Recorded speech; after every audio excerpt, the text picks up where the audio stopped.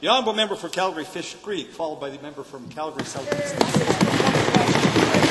Thank you, Mr. Speaker. Mr. Speaker, the Wild Rose puts Albertans first. This means a local, patient-centred approach to health care. Our new AHS Chair, Stephen Lockwood, agrees and is pushing forward for more hospital-based decision-making, acknowledging it creates happier staff and better patient care. But just last month, Mr. Speaker, the Health Minister shot down the idea of decentralized decision-making, saying, "We are committed to the system in place, and there will be no restructuring." Albertans are wondering who's in charge. Will the minister finally admit that centralization has failed Alberta? Absolutely.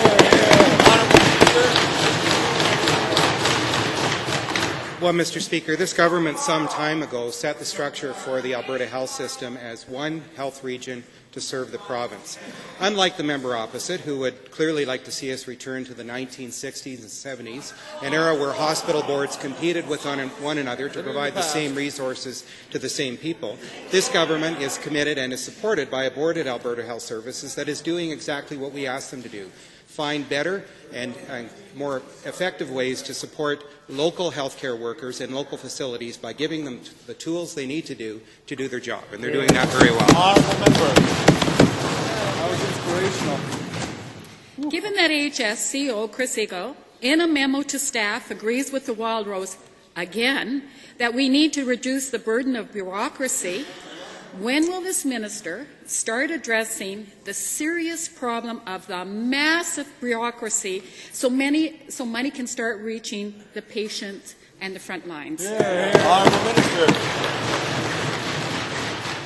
Well, Mr. Speaker, I believe that the Board of Alberta Health Services, supported by senior management, including Dr. Eagle, have done a very good job of reconnecting healthcare with local communities. The local health advisory councils, which serve the province, are doing an excellent job of having conversations at the local level, providing feedback to the Board of Alberta Health Services on the quality of services that are provided, on their ability to access those services, and some very valuable input to planning for the future.